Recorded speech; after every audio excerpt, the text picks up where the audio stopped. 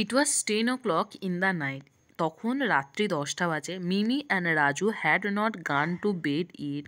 মিমি এবং রাজু এখনও পর্যন্ত বিছানায় ঘুমাতে যায়নি। They wanted to hear a bed time story from their mother. তারা তার মায়ের কাছ থেকে একটা গল্প শুনতে চাইছিল। So Mimi and Raju mother lay down with them on the bed. সুতরাং মিমি এবং রাজুর মা তাদের সাথে বিছানায় শুলো। অল রাইট, ঠিক আছে। দেন তখন মাদার্সের মা বলল, I will tell you a story. আমি তোমাদের একটা গল্প বলবো। I hear this from my mother.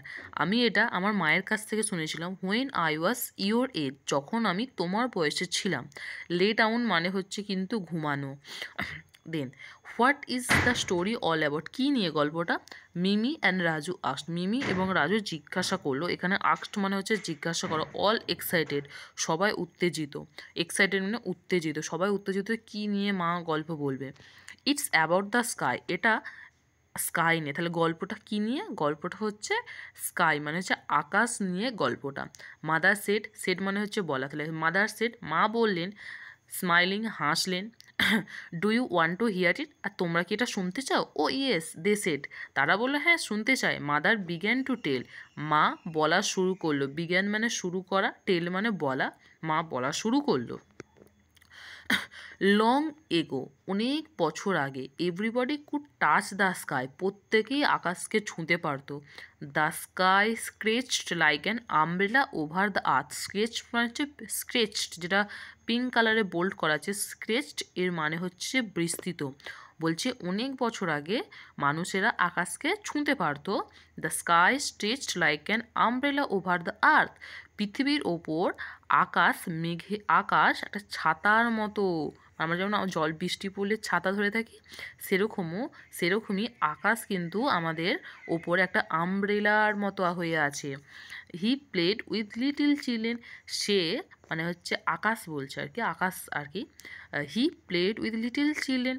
সে ছোট্ট ছোট্ট বাচ্চাদের সাথে খেলতো। They threw balls at him. তারা ছোট্ট বাচ্চারা আকাশের দিকে বল ছুঁড়ে দিত। He threw the balls back. এবং আকাশ আবার সেটা ছোট্ট বাচ্চাদের দিকে ছুঁড়ে দিত ball. The sky and the children laugh together. আকাশ এবং বাচ্চারা একসাথে হাসতো। ইন হ্যাপিনেস, আনন্দে। মানে আকাশ এবং ছোট্ট বাচ্চারা আনন্দে একসাথে হাসতো। The sky was very close to earth. পৃথিবীর খুব কাছে আকাশ ছিল, তাই তো আমরা ছুঁতে পারতাম অনেক বছর আগে।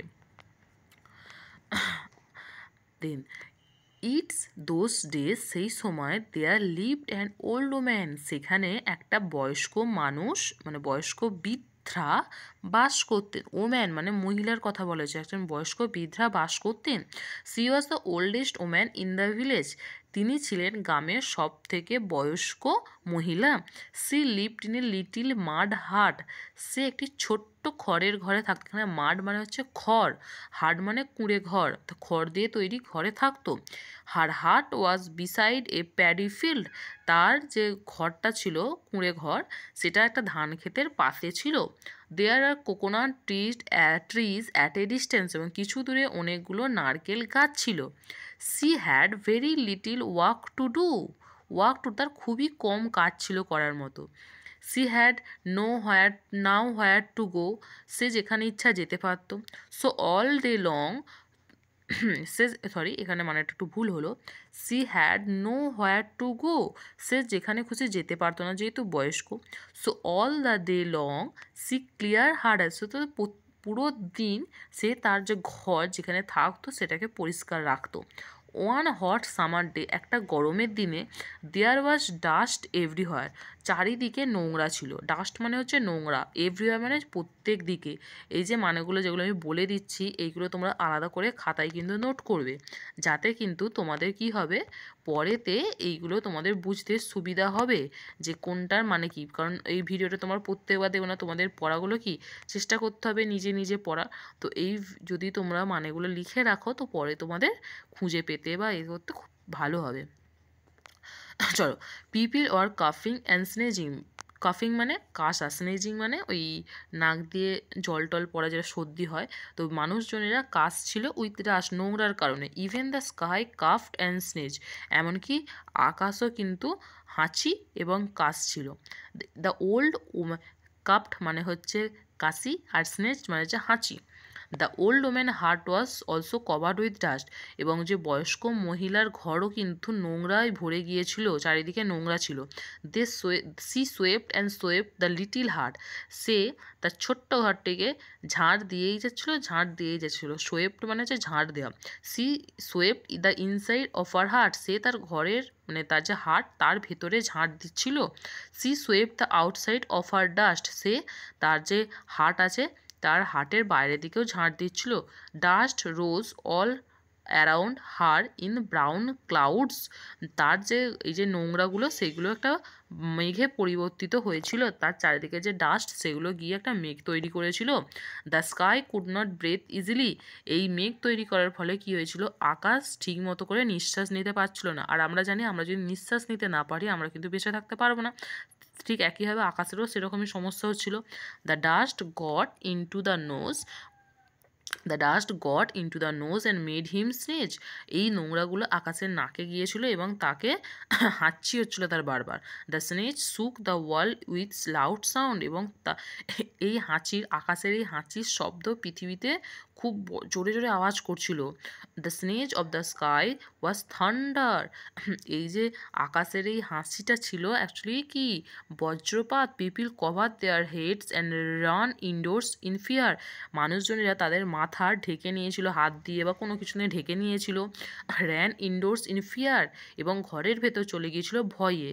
কারণ খুব আকাশ যে হাঁচি নিচ্ছিল সেগুলো খুব ভয় লাগছিল, মানুষের খুব জোরে জোরে আওয়াজ করছিল।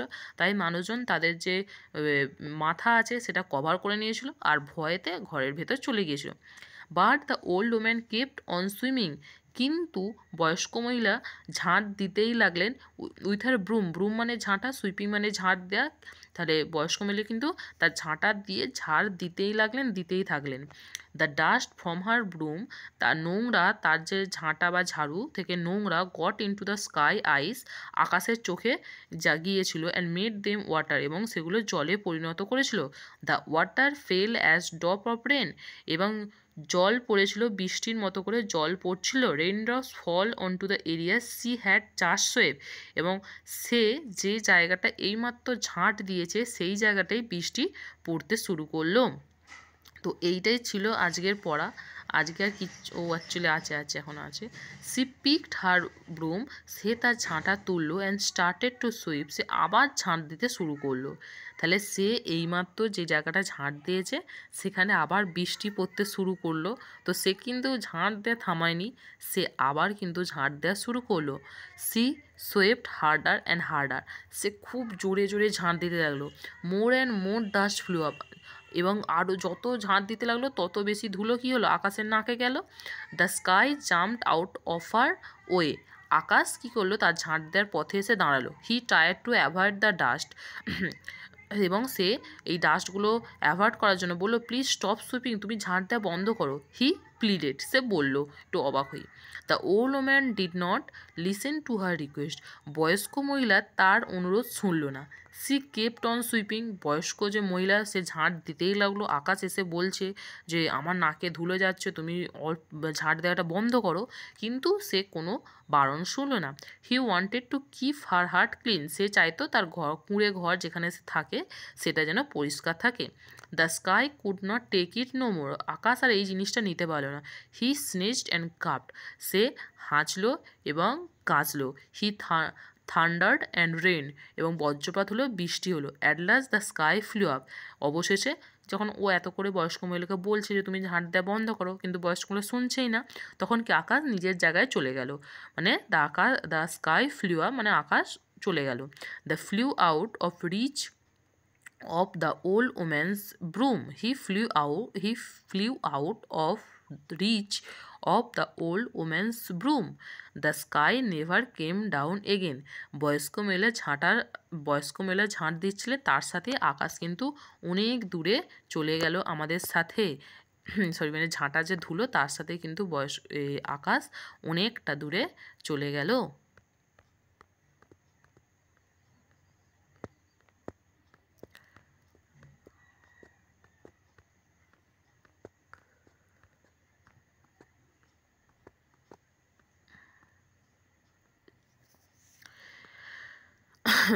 At last the sky flew up, অবশেষে আকাশ তার নিজের জায়গায় চলে গেল। He flew out of reach of the old woman's broom, ও বয়স্ক মহিলার ঝাঁট দেওয়ার ফলে আকাশ অনেকটা দূরে, মানে আমাদের থেকে অনেক দূরে চলে গিয়েছিল উড়ে। The sky never came down again, আকাশ আর কখনোই নিচে নেমে আসেনি। But the sky is a still a friend to little children, কিন্তু আকাশ এখনও আমার ছোট ছেলে মেয়েদের বন্ধু হিসেবেই রয়ে গেছে। ফ্রম এ ডিস্টেন্স, একটু দূরত্বে। হি ওয়াচেস দেম, সে তাদের দেখে প্লে, খেলতে, স্মাইল হ্যাপিলি। বলছে বলছে আকাশ একটু দূর থেকে দেখে যে বাচ্চা ছেলেমেয়েরা খেলছে এবং হাসছে খুব হাসির সাথে। তাহলে আজকে আমরা এই গল্পটা কী পড়লাম? আজকে আমরা এই গল্পটা মেনলি পড়লাম যে আকাশ কেন এত উঁচুতে। তো আমি সামারি করে একটুখানি পড়াটা বলে দিচ্ছি। তো এখানে পড়াটা মেনলি বলেছে যে আকাশ কিন্তু প্রথমে খুব কাছে ছিল, আমরা তাদের ছুঁতে পারতাম, আকাশ ছোট্ট ছেলেমেয়েদের সাথে কিন্তু খেলতো। কিন্তু একটা সময় কি হলো, একজন বুড়ি ছিলেন, একটা গ্রামে একজন বুড়ি ছিলেন, তিনি চাইতেন যে তার চারিদিকে পরিষ্কার থাক, তার ঘরের বাইরে ঘরের ভেতরে সব জায়গা পরিষ্কার থাক। তো তিনি যেহেতু উনি বৃদ্ধ ছিলেন, তো ওনার যাওয়ার কোথাও জায়গা ছিল না, উনি সারাক্ষণ ঝাঁট দিতেন পরিষ্কার রাখার জন্য। একটা সময় কী হলো, একটা গরমের দিনে চারিদিকে প্রচুর নোংরা ছিল। তো বুড়ি মহিলা কী করলেন যে সেই নোংরাগুলো মানে পরিষ্কার করার চেষ্টা করলেন। তো এই যে পরিষ্কার করছেন, ঝাঁটার যে ধুলো, সেই ধুলো যেগুলো থেকে কিন্তু আমাদেরও বিভিন্ন রকমের রোগ হতে পারে, তো সেই ধুলোগুলো গিয়ে আকাশের নাকে ঢুকে গেল। এর ফলে কি আকাশ কী করলো, কাফিং অ্যান্ড স্নেজিং, কাশছে এবং হাসছিল। এবং একটা সময় আকাশও খুব বিরক্ত হলো, তো এসে বুড়িকে বলল তুমি ঝাঁট দেওয়া থামাও। কিন্তু বুড়ি তো চাইতো যে তার চারিদিক ক্লিন থাকুক, কোনো রকম ডাস্ট যেন না থাকে। তো সেই কারণে কী হলো, বুড়ি ঝাঁট দিতেই লাগলো। আকাশ কিন্তু এটাকে আর নিতে পারলো না, আর বুড়ি ঝাঁটার সঙ্গে সঙ্গে বুড়ি ঝাঁট দিচ্ছিলো, তার সাথে আকাশকেও ঝাঁট দিয়ে এত দূরে পাঠিয়ে দিল যেটা মানে আমাদের আউট অফ রিচ, আমরা তাকে ছুঁতে পারতাম না। তো আকাশ এখন অনেক দূর থেকেই দেখে যে বাচ্চারা খেলছে, খুব আনন্দের সাথে হাসছে, যদিও কিন্তু আকাশ আর কখনোই নিচে নেমে আসেনি। আজকে এইটুকুই ছিল আমাদের পড়া, যেটা আমার মনে হয় তোমরা খুব ভালো করে বুঝেছো। আর আজকে পরের দিন আমরা এর অ্যাক্টিভিটিগুলো করব, আর রিভিশন লেসন সবই পড়ব। তোমরা প্রথম থেকে শেষ অবধি খুব ভালো করে কিন্তু পড়াটা মন দিয়ে পড়বে, যেখানটা বুঝতে পারবে না জিজ্ঞাসা করবে, এবং খুব ভালো করে পড়তে হবে। ইংলিশ প্রথম থেকেই কিন্তু খুব ভালো করে পড়তে হবে, ইংলিশ স্ট্রং হলে খুব ভালো হয় পরবর্তীতে। ঠিক আছে, আজকের জন্য এতটাই, বাই বাই।